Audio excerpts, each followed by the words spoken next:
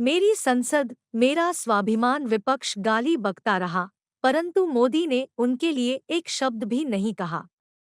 क्या मुकाबला करेंगे मोदी से? अब विपक्ष का बहिष्कार हो।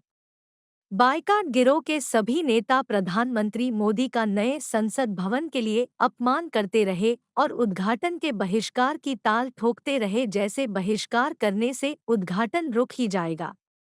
लेकिन इन मूर्खों को पता नहीं कितने संतों का आशीर्वाद नरेंद्र मोदी के साथ था और इसलिए उसका काम संपन्न न होने का तो सवाल ही नहीं उठता था। चाहते तो प्रधानमंत्री नरेंद्र मोदी विपक्ष की हरकतों का नए संसद भवन से उद्घाटन भाषण में उत्तर दे सकते थे, परंतु मोदी ने किसी भी विपक्षी दल या उसके किसी नेता के खिलाफ एक शब्द भी नहीं बोला और यही मोदी का बड़प्पन है, जिसका मुकाबला करने का सामर्थ्य विपक्ष के किसी नेता में नहीं है। अभी भी ये लोग बाज नहीं आ रहे हैं और दिल में प्रधानमंत्री बनने की तड़प रखने वाले नीतीश कुमार के घर पर 12 जून को सभी मिलकर नई योजना बनाएंगे 2024 में मोदी को पटकी देने के लिए, जबकि उन्हें पता ही नहीं कि नई संसद का बहिष्कार करके वे लोग अपने लिए गड्ढा खोद चुके हैं। अब बायकॉट गैंग के नेताओं को संसद का परमानेंट बॉयकॉट करना चाहिए और जनता को चाहिए कि बहिष्कार करने वाले दलों और उनके नेताओं का पूर्ण बहिष्कार करे, जिससे ये लोग कभी संसद में जाने के काबिल ही न रहें। नई संसद को लालू की पार्टी ने ताबूत कहा है और सभी दल इस पर मौन है। अब इन दलों को जनता ताबूत में ही बंद कर दे तो अच्छा होगा और तब ही सही मायने में देश के लोग नई संसद ने गौरवान्वित अनुभव करेंगे। देख रहे हो हिंदुओं, सनातन संस्कृति का धर्मदंड। आदिदेव महादेव के दुष्ट संहारक स्वरूप नटराजन मूर्ति के हाथ में सेंगोल दिख रहा है। यह धर्मदंड है सनातन संस्कृति के हिंदू धर्म ध्वजावाहक हिंदुओं का। 14 अगस्त 1947 को शिवभक्तों द्वारा सेंगोल को धर्मदंड के स्वरूप राजदंड के रूप में नेहरू को सत्ता हस्तांतरण के प्रतीक के रूप में दिलवाने के लिए तैयार किया था। नेहरू ने आज़ादी के समारोह में इसे अपने हाथों से ग्रहण करने के बाद इसका अर्थ पता करवाया, तो पता चला कि यह तो हिंदुओं का धर्मदंड है, जो कि शिव के शासन स्वरूप चलने वाले राजदंड के रूप में करोड़ों वर्ष से प्रचलित है। यह तो सनातन संस्कृति के यम-नियमों से सत्ता चलाने का धर्मादेश देता है। गैर हिंदुओं व हिंदू नामधारी विधर्मियों के लिए 1947 के धार्मिक आधार पर किए गए बंटवारे के बाद बची खुची हिंदू भूमि को अपने समर्थकों के लिए धर्मशाला बनाने की मंशा पाल रहे गांधी, नेहरू, अंबेडकर ने जिन्ना, लॉर्ड माउंटबेटन व जोगेंद्र नाथ मंडल से गहन विचार विमर्श करने के बाद हिंदुओं के राजदंड को गुमनाम करने का षड्यंत्र रचा। दक्षिण के धर्ममठों के अधिनम के साधुओं को पुनः कभी नहीं बुलाया गया किसी सरकारी समारोहों में। अधिनम के द्वारा सौंपने के बाद से ही सेंगोल को नेहरू की सुनहरी छड़ी के नाम से वामपंथी लेखकों द्वारा पाठ्यक्रम की पुस्तकों व इतिहास की किताबों में लिखवा दिया गया और इस प्रकार सनातन धर्म के न्यायमूर्ति प्रतीक सिंगोल को 1947 के बाद की शिक्षा व्यवस्था के द्वारा एक छड़ी के रूप में एक संग्रहालय में धूल फांकने के लिए रखवा दिया गया।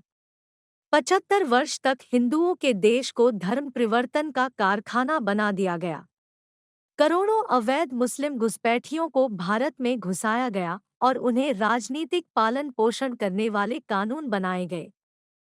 धर्मदंड आनंद भवन के एक कोने में कांच की दीवार में कैद अपने सनातन संस्कृति के अंतिम शरण स्थली में अपने हिंदू अनुयायियों के साथ गांधी, नेहरू व अंबेडकर के समर्थकों के द्वारा किए जा रहे षड्यंत्र को देखता रहा। गुलामी की निशानी अंग्रेजों के द्वारा निर्मित संसद भवन में हिंदुओं को समाप्त करने के कानून बनते गए। भारत के टुकड़े टुकड़े करने के षड्यंत्र रचाने वाली कबीलाई जातियों का राजनीतिक संरक्षण किया गया।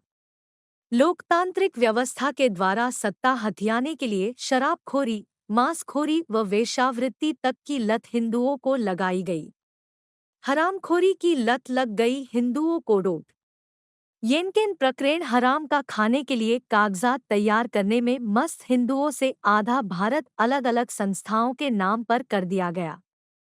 सिंगोल बर्बाद होते हिंदुओं का भारत देखता रहा, परंतु ईश्वरीय शक्ति ने नर प्लस इंद्र के रूप में नरेंद्र मोदी को सत्ता सौंप दी।